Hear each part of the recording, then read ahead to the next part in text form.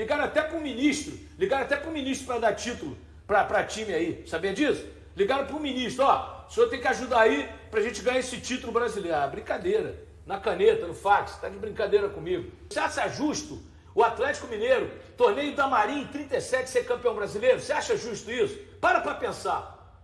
Um torneio com 6 equipes, tomou de 6-0 do Fluminense. Primeiro jogo Atlético Mineiro. E foi campeão do torneio da Marinha. Aí a CBF meteu o fax lá, ó, campeão brasileiro. Você tá de brincadeira comigo, cara.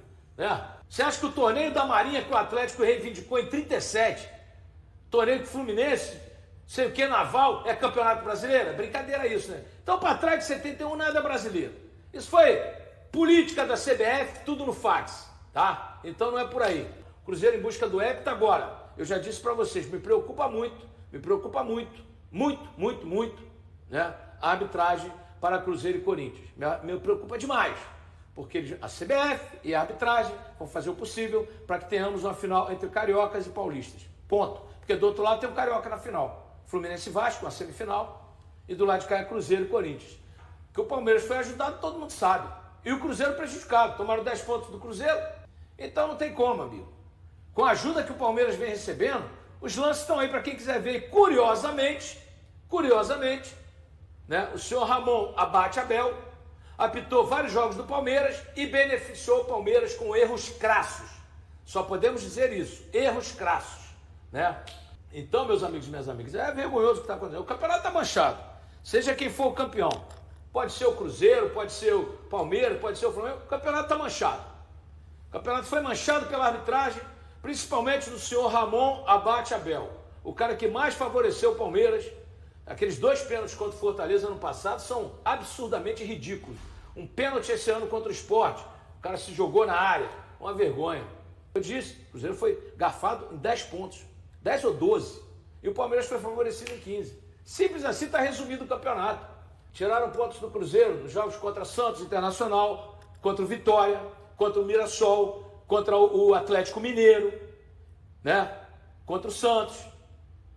Todos os jogos do Cruzeiro foi garfado, tomaram pontos do Cruzeiro.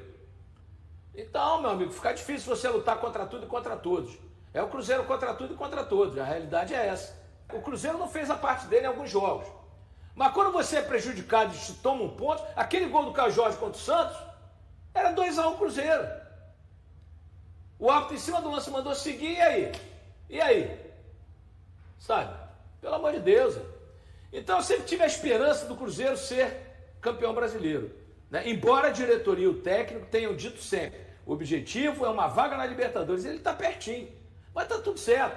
Ganha no hepta da Copa do Brasil, está tudo certo, né? Quem é sério, quem gosta de futebol de verdade e quem sabe analisar com a razão e não com o coração, sabe que as coisas funcionam assim no Brasil. País corrupto, país mais corrupto do mundo. Vamos juntos com as primeiras do dia neste domingão, começando com o jogo que era da 12ª rodada ainda da Série A do Campeonato Brasileiro, e o Palmeiras atropelou o Juventude com muita facilidade, 4-1. O Palmeiras agora tem um jogo a menos em relação aos demais, assim como o Flamengo, e o Palmeiras lidera com 58 pontos em 26 jogos. O Flamengo é o segundo com 55 em 26, e aí até o quinto colocado, todo mundo com 27. O Cruzeiro, 27 jogos, 52 pontos. O Mirassol, 27 jogos, 46 pontos. O Botafogo, 27 jogos, é o quinto com 43 pontos. O sexto, Bahia, tem um jogo a menos e tem 43 pontos também. O sétimo, Fluminense, também tem um jogo a menos. Tem 26 jogos e 38 pontos. E aí o São Paulo é o oitavo com 38 em 27. Red Bull Bragantino, 36 em 27. Aí o Ceará tem um jogo a menos. Mas agora, as equipes que têm jogos a menos. O Palmeiras, um jogo a menos. O Flamengo, um jogo a menos. O Bahia, um jogo a menos. O Fluminense, um jogo a menos. Ceará, um jogo a menos. Atlético Mineiro, Internacional, Santos, Fortaleza e Sport. Todos esses com um jogo a menos, e aí vamos aguardar a marcação por parte da CBF. Agora, a próxima rodada, já no meio de semana, é a rodada de número 28, quando teremos o clássico Atlético Mineiro e Cruzeiro, uma quarta-feira às 9h30 da noite na Arena, e o Cruzeiro dando sequência na preparação. Neste domingo, na Toca da Raposa 2, tem 3 dias o técnico Leonardo Jardim para definir a melhor formação. Ontem ganhou 2 boas notícias: Christian e Wanderson trabalhando normalmente com o grupo, e o Wanderson passando a ser aí uma opção, até em caso de titularidade, já que Matheus Henrique só deve voltar a jogar na próxima temporada, e ele que vinha sendo escolhido para atuar ali como um meia aberto pela esquerda. O Eduardo foi acionado diante do Sport, mas aí era um outro contexto, um Cruzeiro bastante desfalcado, e foi a alternativa encontrada pelo técnico Leonardo Jardim. Lembrando que Fabrício Bruno será desfalque na defesa, mas William, Lucas Romero e Caio Jorge retornam depois de cumprir suspensão. Então tem boas peças novamente à disposição o técnico Leonardo Jardim. Hora de falar sobre o Cruzeiro, e o reforço da Raposa para o fim dessa temporada tem arrebentado na Copa do Mundo Sub-20. Eu me refiro a Neisser Villarreal, atacante de 20 anos de idade da Colômbia. Ele pertence ao Milionários e assinou algumas semanas atrás um pré-contrato com a Raposa. Chega sem custos ao Cruzeiro no fim desse ano. Pois bem, o Villarreal, que foi contratado pelo Cruzeiro depois de marcar 8 gols no Sul-Americano Sub-20 em janeiro, já tem 5 gols na Copa do Mundo Sub-20. 3 desses gols na vitória da Colômbia contra a Espanha por 3-2. Ou seja, ele fez os 3 gols da sua seleção, que acabou se classificando para a semifinal da Copa do Mundo. O Villarreal, que já havia marcado 2 na fase anterior, os 5 gols do Villarreal, o novo reforço cruzeirense, foram marcados na fase de mata-mata. Colômbia está classificada para a semifinal e agora enfrenta a Argentina. E dá para dizer que o Neisser Villarreal, ainda que o time dele seja eliminado na próxima fase, já chegará ao Cruzeiro bem mais valioso do que no momento em que foi contratado. A verdade é que esse centroavante está em fase de desenvolvimento, tem muitas características positivas, ainda comete alguns equívocos, mas parece ter enorme potencial e tem sido monitorado e visto de perto por alguns dos grandes clubes europeus que mandaram representantes e olheiros para a competição que está sendo disputada no Chile. Só para completar, dos 6 gols que a Colômbia marcou no mata-mata, 5 foram do futuro atacante do Cruzeiro. Raposa parece ter acertado em cheio. Até pensando na possibilidade de perder o Caio Jorge num futuro não tão distante. Caio também tem chamado a atenção de clubes do exterior.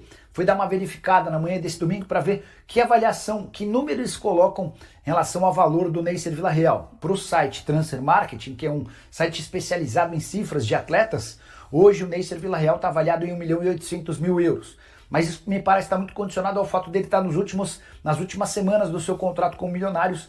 Certamente já vai chegar ao Cruzeiro valendo 6, 7, 8 milhões de euros, até por ter apenas 20 anos de idade e 13 gols marcados em competições internacionais pela seleção do seu país, 8 no Sul-Americano e mais 5 na Copa do Mundo Sub-20. Verdade é que o Cruzeiro mandou muito bem quando o contratou, negociação absolutamente gratuita.